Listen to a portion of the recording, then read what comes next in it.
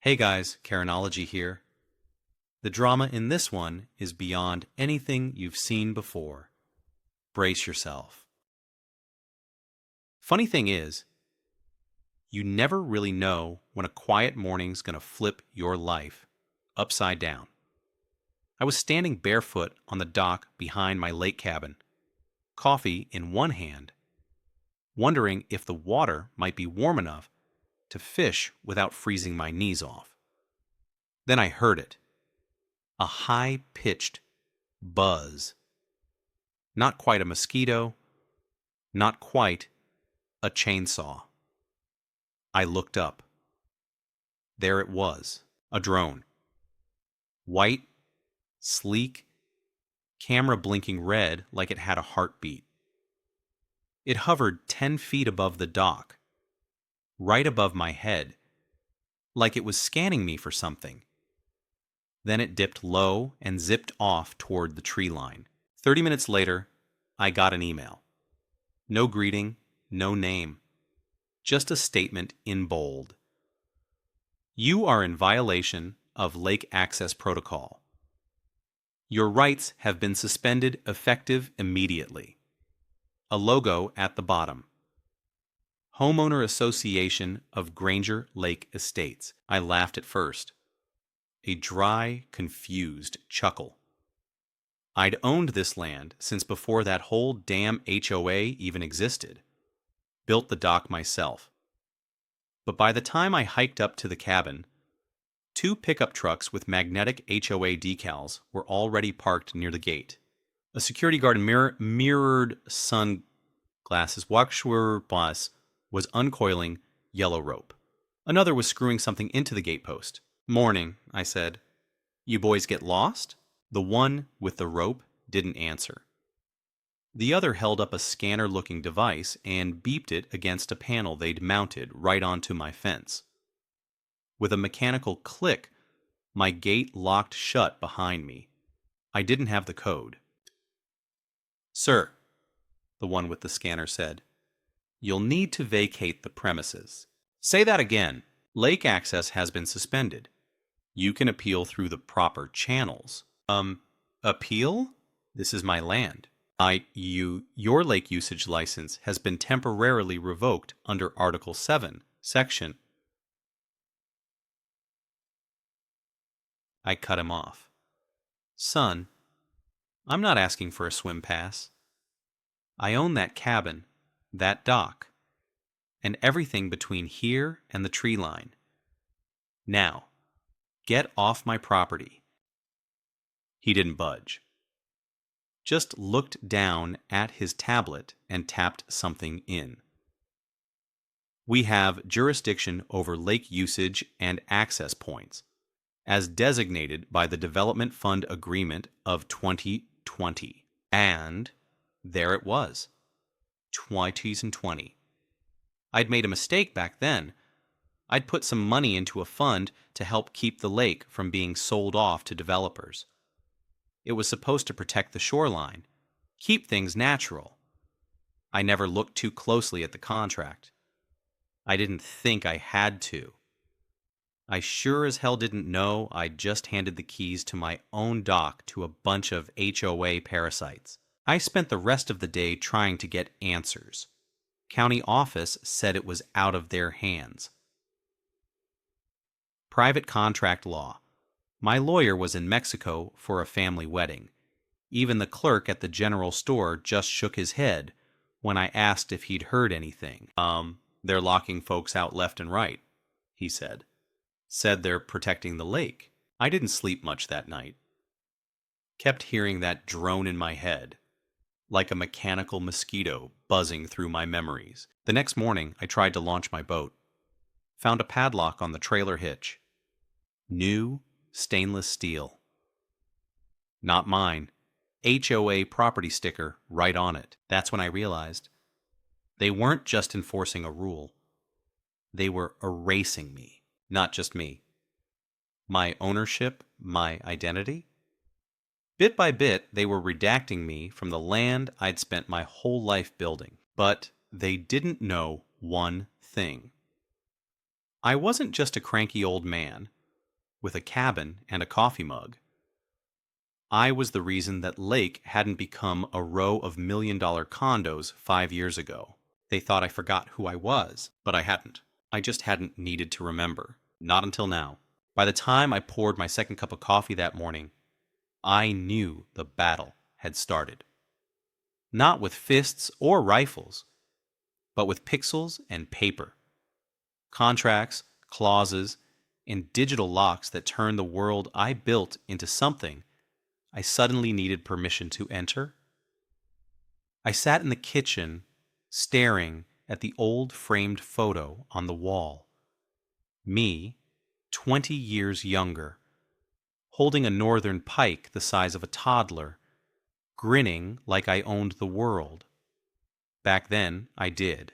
Now I was being told to submit a request form to stand on my own damn dock. I opened my laptop and logged into the investor portal, the same one I'd used back in 2220 when I dumped a chunk of my savings into the Granger Lake Preservation Fund.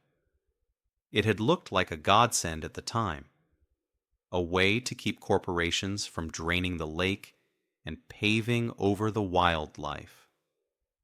But the login page was different now, sleeker, colder, branded with the same HOA logo that had been on the email. I entered my credentials. Rejected. I tried to reset the password. Unknown account. Called the support line.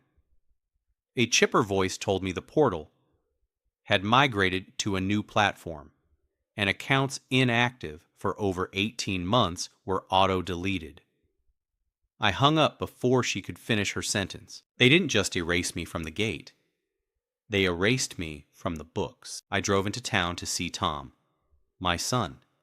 His apartment was above the old post office, which he'd turned into a crypto lab, full of glowing monitors, wires like spaghetti, and half-built drones scattered across the floor.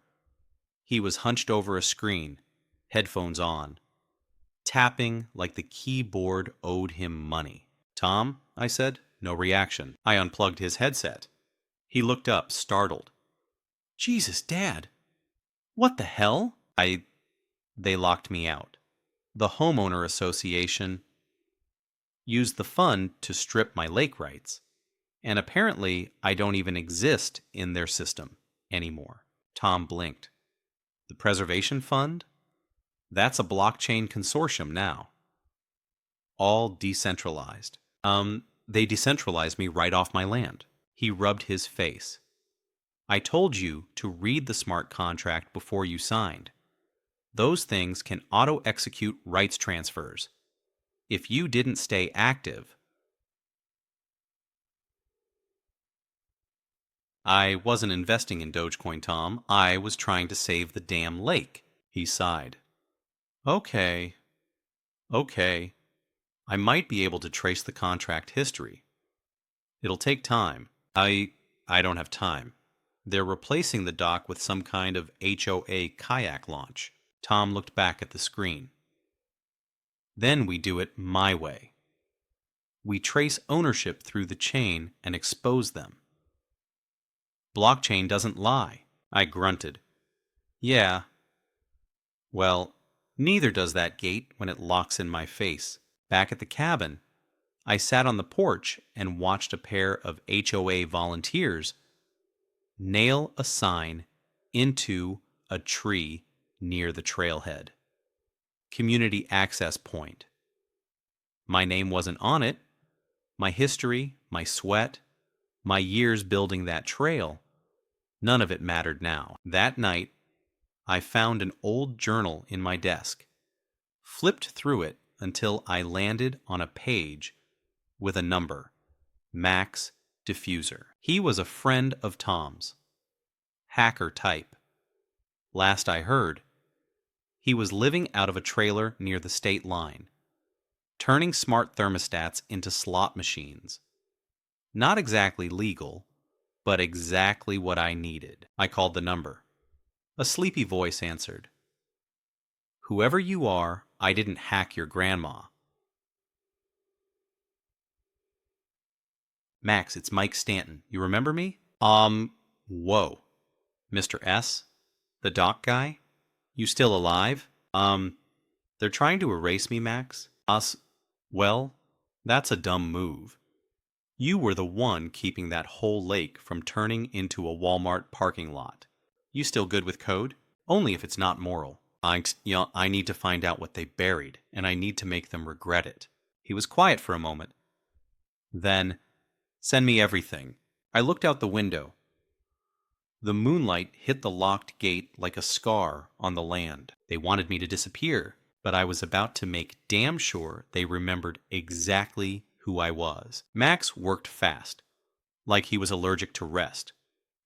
Within 24 hours, he'd pulled together a sprawling map of digital fingerprints. Transactions, ownership shifts, metadata trails that would have made most lawyers cry. He sent me a video call link and loaded the screen with charts and blockchain entries. Here's the deal, he said, his unshaven face flickering in low light. Technically, the Preservation Fund converted to a DAO, Decentralized Autonomous Organization, about 2 years ago. And that DAO partnered with Granger Lake Estate's Homeowner Association to streamline environmental oversight. Meaning they gamified your lake, turned land use into digital tokens. And unless you voted regularly, your voting rights got delegated to the most active participants. And let me guess, I said, the most active participants work for the damn Homeowner Association. Bingo. And here's the kicker. You're still listed as an original contributor, but under a dormant state. Like I'm dead. He smiled. Exactly like that. I sat back in my chair, stunned. I hadn't just lost the right to my land. I'd been digitally euthanized. Max leaned closer. But there's something else.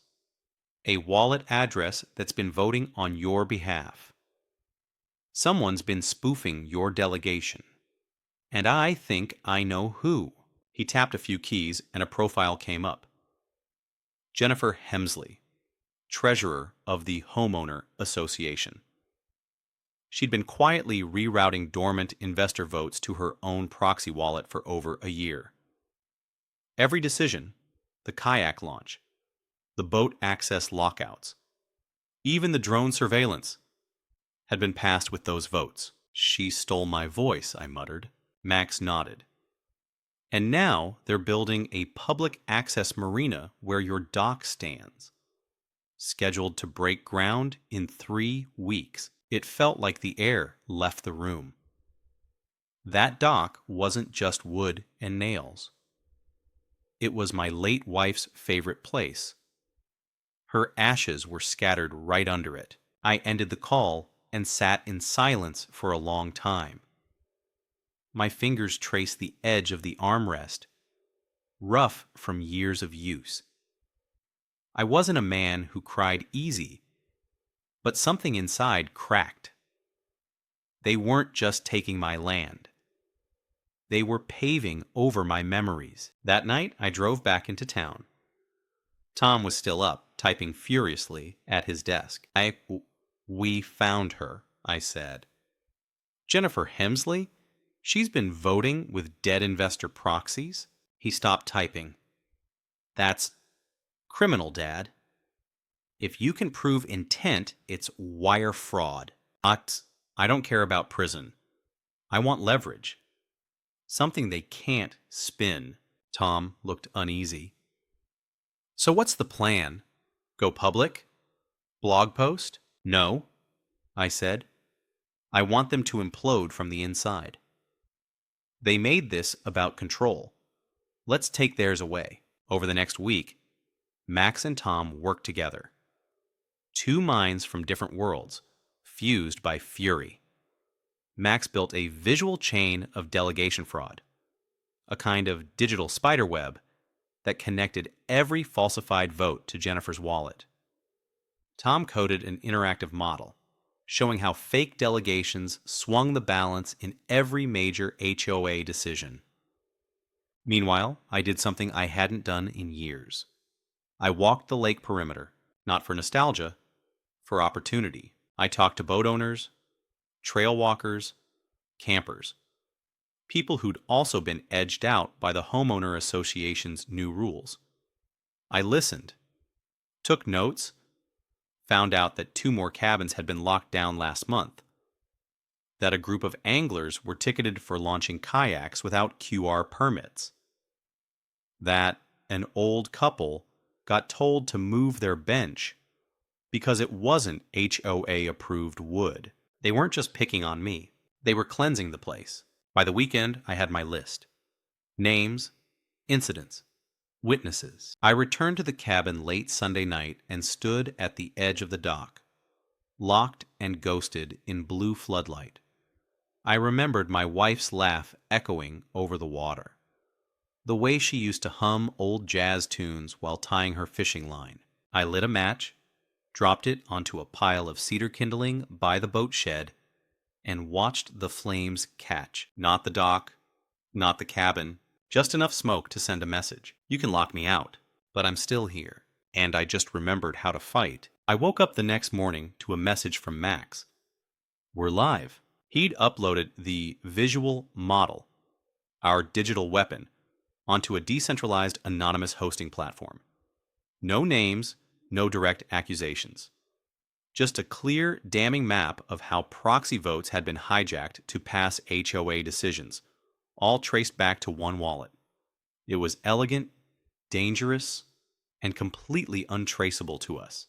By noon, it had spread. Tom tracked the traffic. Thousands of hits from financial blogs, tech forums, even a couple of municipal planning boards. It was like watching termites swarm a rotten tree. Jennifer Hemsley hadn't reacted yet, but the HOA board called an emergency closed session for the following evening. They knew, and they were scared. I spent the afternoon prepping my next move. I called in an old favor. His name was Curtis Brandt, a former environmental consultant who owed me after I bailed him out of a real estate mess in '08. He'd since turned into a professional instigator, one of those guys who knew how to drop a seed into the right room and watch it grow into chaos. Mike, he said, his voice gravel wrapped in bourbon, you finally ready to burn something down? Just the rot. And I need a distraction. You still got contacts in the planning commission? He laughed. What do you need? I want a rumor. Real estate buyout at Granger Lake. Big enough to scare the HOA into showing their cards. He whistled. You're playing deep, old man. I'm playing for keeps. By evening, chatter about a potential corporate buyout started creeping into the HOA's online forums. Someone leaked a fake development prospectus Curtis drafted, complete with zoning maps and fake investor logos. It looked real. Real enough to spark panic. The HOA forums lit up. Are we being sold? Who owns the land under the boardwalk now? Did Jennifer know about this? I watched it all unfold from the porch, sipping bourbon, with the same calm I used to have before a hunting trip. The kind that says, you know, the prey is walking into your line of sight. That night, I got a call. A voice I hadn't heard in years. Mike, it's Emily Carter. I'm not supposed to call you. Emily had been my wife's best friend. Now she was on the HOA board. Some kind of events coordinator. Emily, what's going on? She hesitated. Something's off. Jennifer's been deleting old votes from the archive. Board members are getting nervous. She keeps saying we're under attack. But she won't say from who. Then you're smarter than the rest if you're calling me. Ali. You didn't hear this from me, but they're planning a special vote. Emergency bylaws. If it passes, they can seize properties marked as inactive for community use. I froze. That include mine? Yours is the test case. I thanked her, hung up, and stared into the dark. My heartbeat was slow, but my mind was on fire. They weren't retreating, they were doubling down. By morning, I had a new plan. I called Max and Tom. Time to pull the pin, I said. We pushed the next stage live. A script that simulated future vote patterns, showing how the HOA would consolidate all land use authority by the end of the year if the current delegation trend continued. It wasn't real.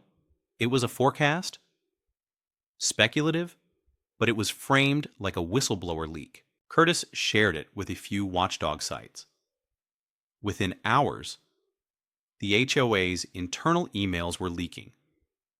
A mole inside the board, probably Emily, sent us a screenshot. Jennifer, in full damage control mode, blaming rogue elements and calling for loyalty. The cracks were widening. One more push. I returned to the cabin. That evening, a new sign was nailed to the dock. Board property. Access by permit only.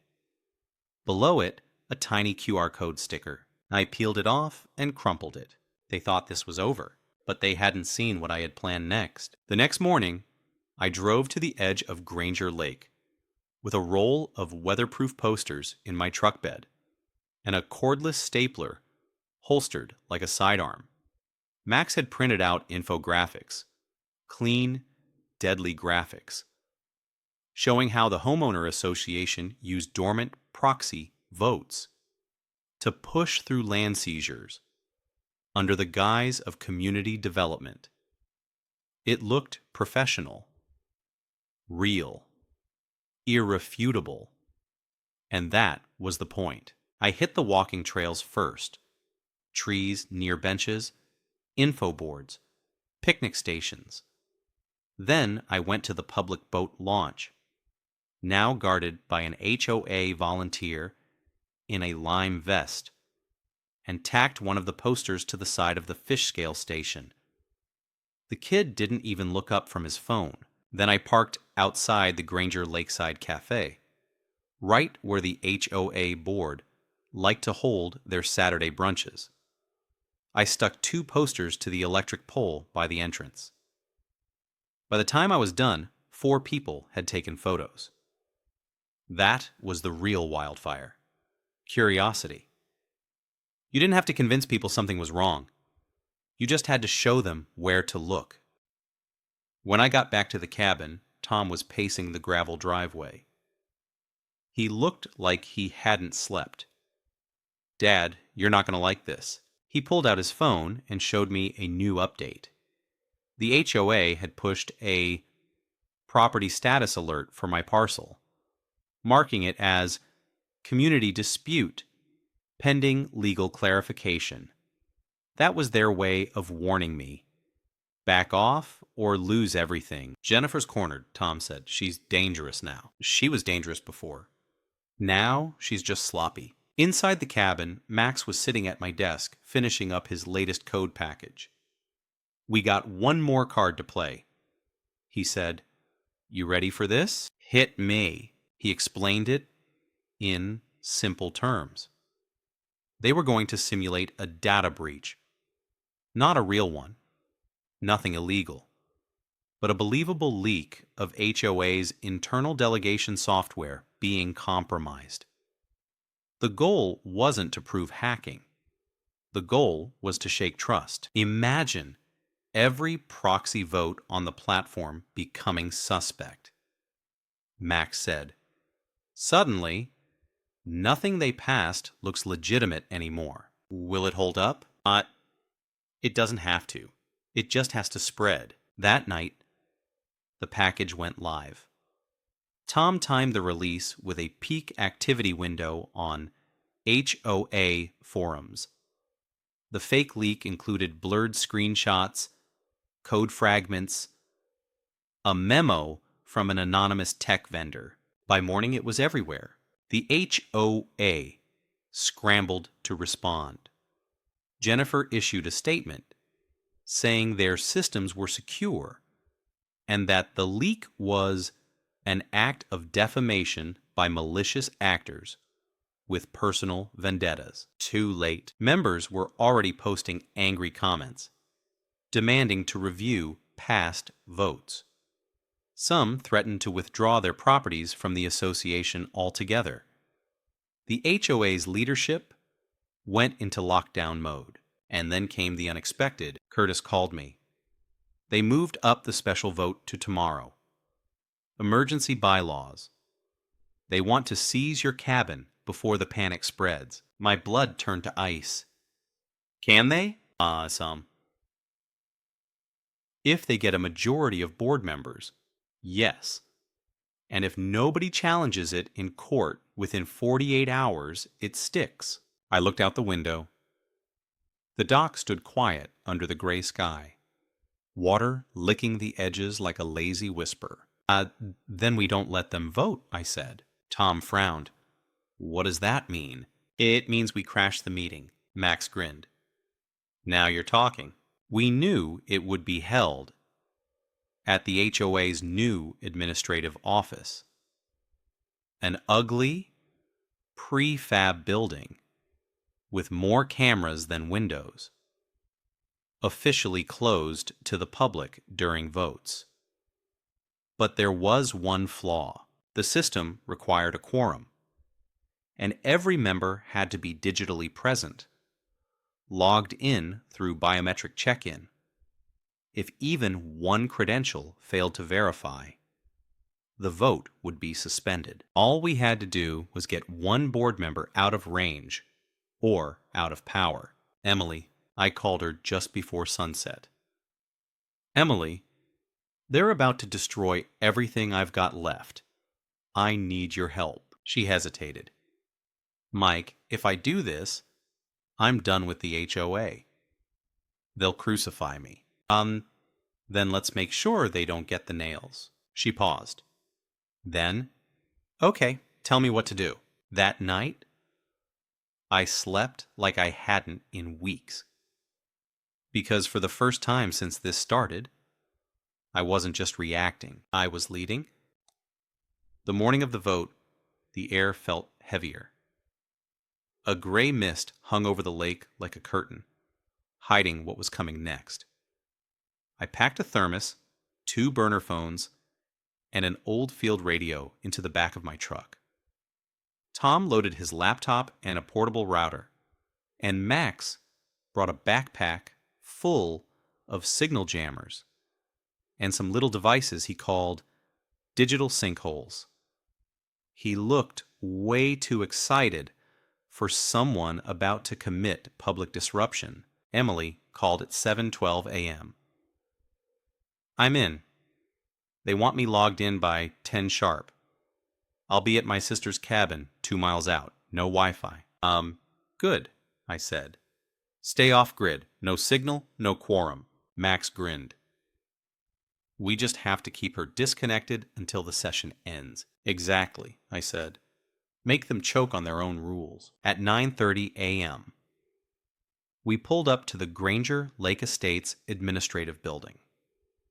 Clean gravel lot. 2 security guards. One of them looked about 20 and had the posture of a lawn chair. The other stood like he actually knew what a threat looked like. We didn't plan to go inside. That wasn't necessary. We needed one thing: chaos. Max set up across the street in the back of a van borrowed from Curtis. Tom ran connection tracking from inside the cabin, monitoring digital signatures.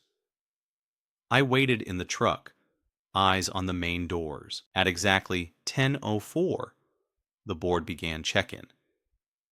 Each member had to log in via biometric scanner, verified with Voice ID. One by one, signals lit up on Tom's screen until Emily. Her dot blinked, then faded, disconnected. Max's jammer worked like a charm. He'd dropped a portable disruptor behind the power shed on her sister's property the night before. Not enough to kill all signal, just enough to make facial recognition stall. Inside the boardroom, tension rose. We watched it unfold through forum chatter and updates. Jennifer paced. 2 other board members were whispering. The timer for quorum verification ticked down. Then Jennifer made her move. She initiated a motion to override quorum rules due to emergency status. But that required unanimous consent. And one member, Paul Garcia, the treasurer, refused. Paul had seen the infographics. He'd read the anonymous leak. And most importantly, he was mad that Jennifer had used his login 2 weeks prior to approve a policy he never saw. He stood up and walked out. Vote failed. Meeting suspended. The news broke on the HOA's own site within minutes. Board vote delayed pending internal review. Bland words for a massive implosion. Jennifer was cornered, but she wasn't done. That afternoon, we received a notice delivered by certified courier. Due to recent disruptions and potential cyber interference, the Granger Lake Estates HOA Board has placed Parcel 8B, Stanton, under formal review. All access is suspended pending investigation. My land, my name, my home. They were going for scorched earth. I stood on the dock that evening and watched the sun dip behind the trees. The water was still. Too still. Tom stood beside me. "What now?" Max answered before I could. "Now we take her voice away. The same way she took yours." I nodded. "Let's end it, because this wasn't about bylaws anymore. It wasn't about votes, proxies, or property lines. It was about memory. And I wasn't about to let Jennifer Hemsley pave over mine." The following day began like a countdown. The HOA board might have failed their vote, but they weren't slowing down. I woke to 3 notifications from the county registrar's office.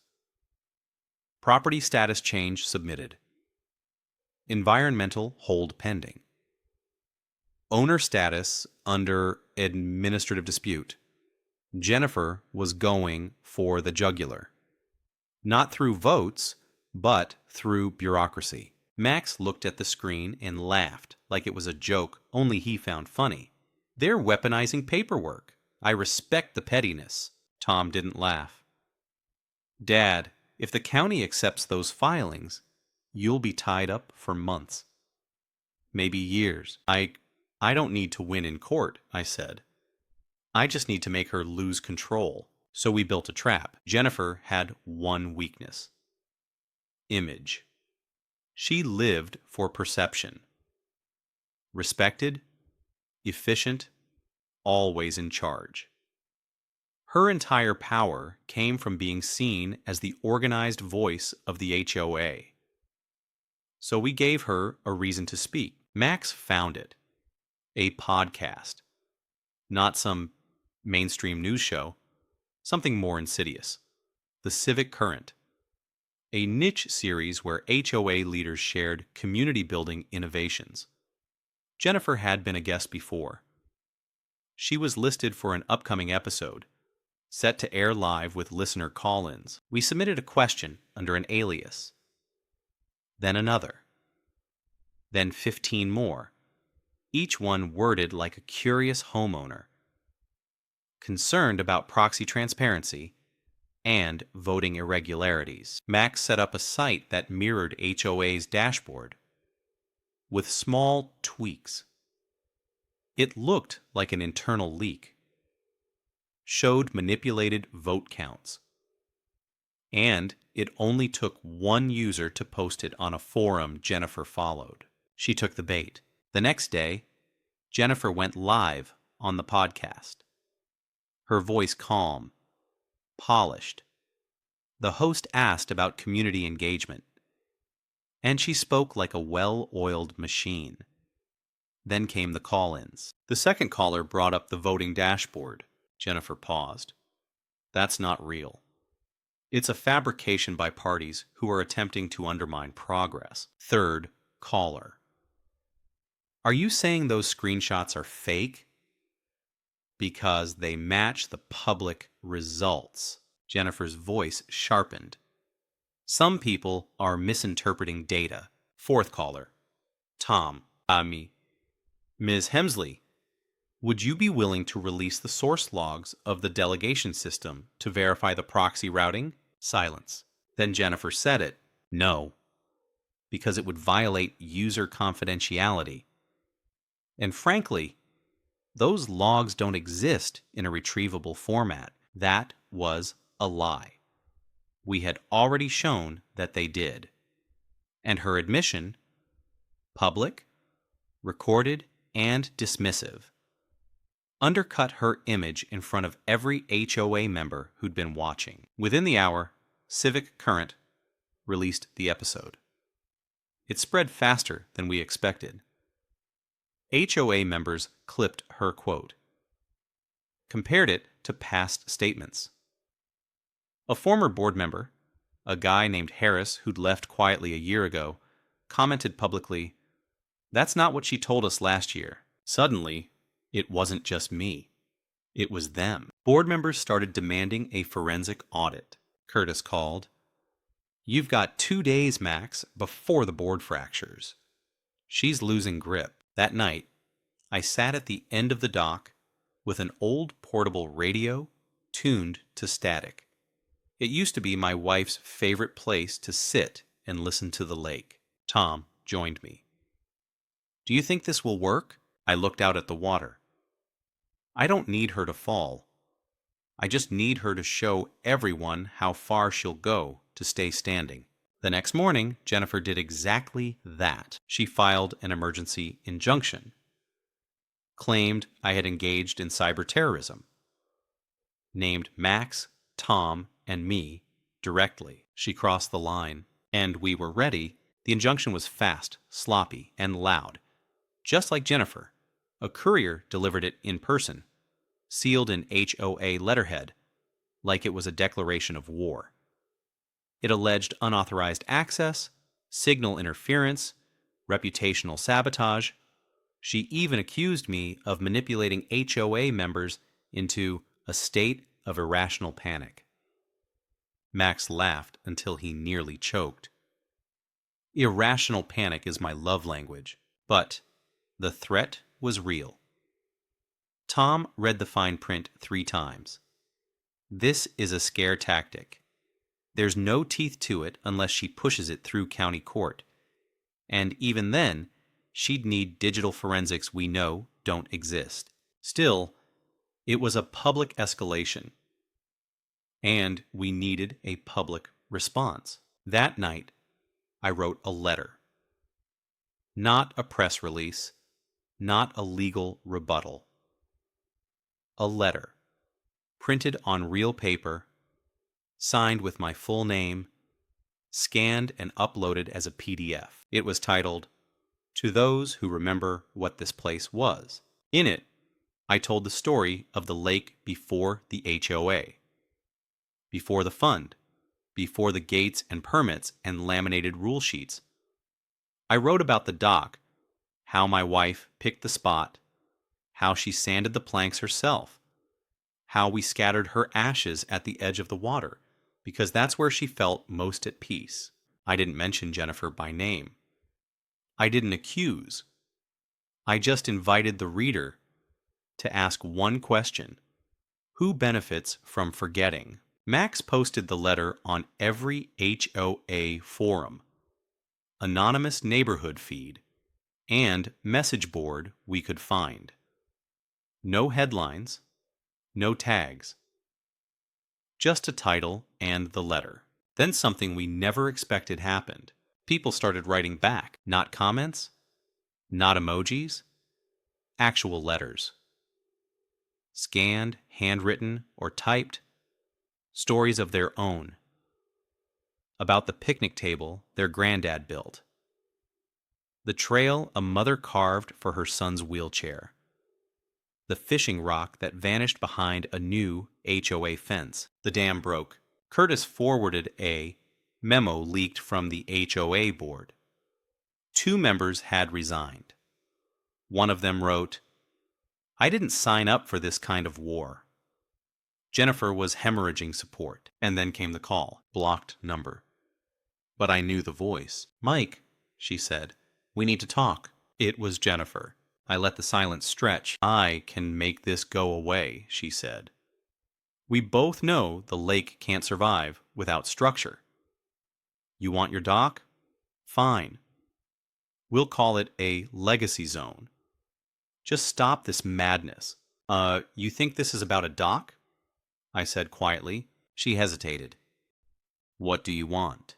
I leaned back in my chair and looked at the framed photo of my wife. "I want you to understand what it feels like to be erased." Another pause. Then the call disconnected. The next morning, Emily called. She's called an emergency town hall, not a board vote. Public. She's trying to reframe the narrative. "Good," I said. "Then let's give her a stage." Tom and Max had already been preparing. They built a live visual overlay, an interactive timeline that auto-updated in real time as viewers scanned QR codes placed around the lake. Every sign, every photo, every quote from a letter that had come in. It wasn't just a campaign. It was a memory map. On the day of the town hall, we arrived early. Curtis had secured us a booth near the back. The room was packed. Not just board members and HOA staff, but homeowners, retirees, kids, people who hadn't attended a meeting in years. Jennifer stood at the front, poised like always. "This association exists to protect and serve the community," she began. "But lately, there's been misinformation, fear, and frankly, emotional manipulation." That's when the first screen lit up. Max's map. A timeline unfolded across the HOA projector. Letters flickered open. Photos of benches. Trails. Kids. Dates. Events. And one entry labeled simply, "The Dock." Jennifer froze. Someone in the crowd said, "That's my letter." Another, "That's my photo." Then a voice from the middle row, "Why is the lake full of memories you tried to bulldoze?" Jennifer's mouth opened, closed. She stepped back from the mic. For the first time since this began, she didn't have a line to deliver. And that silence was louder than anything we could have said. Jennifer didn't return to the mic. She stood there for a few seconds, hands clasped, smile flickering like a dying bulb, then turned and walked off stage. Just like that. No apology, no fight. The board chair tried to salvage it, calling for order, but the room had shifted. The authority, the fear, the illusion, it all dissolved the moment people saw their own memories on that screen. They weren't HOA members in that moment. They were neighbors, families, people with stories older than any bylaw. The town hall ended without a single vote cast. Over the next week, resignation letters trickled out. Jennifer didn't speak publicly again. Rumor was she'd stepped down, citing health and personal reasons. The HOA suspended new policy activity and formed an interim committee to conduct an internal review of past votes. Quiet, bureaucratic language for collapse. But I didn't celebrate. I walked the trail behind the cabin. Leaves were turning. The kind of orange that only happens for 2 weeks a year. When the sun hits just right and the wind smells like firewood and wet moss. The dock stood where it always had, quiet and solid, creaking like it was breathing. Tom joined me. "So what happens now?" I smiled. "Now nothing happens. That's the point." We stood there in silence until Max called. "Check this out," he said. He'd traced the original routing of the investor rights from the preservation fund, mine included. Then built a public-facing portal that restored those records, linking names back to their contributions, with date stamps, metadata, and contract hashes. There it was, my name, Michael Stanton, legacy contributor, status, active, not for legal revenge, not to sue, just to exist again. Curtis stopped by the cabin a few days later, dropped off a bottle of something strong and a paper folder with a grin. Board just sent out a survey. They're asking what the community wants to do with the lake access policy. He winked. Funny how they're listening now? You're right, I didn't fill out the survey. I had no interest in running the show. The point was never control. It was remembering who the lake belonged to. Not on paper, not on blockchain, but in memory, in history, in the footprints left on the trails. A week later, I received a letter. Handwritten. No return address. It read, "Thank you. I'd forgotten what the dock meant to me. I come here again now, just to sit. It feels like mine too. Hope that's okay." I folded it carefully and slid it into the drawer where I keep my wife's old fishing journal. Hope that's okay. It was more than okay, because in the end, I didn't win. We did.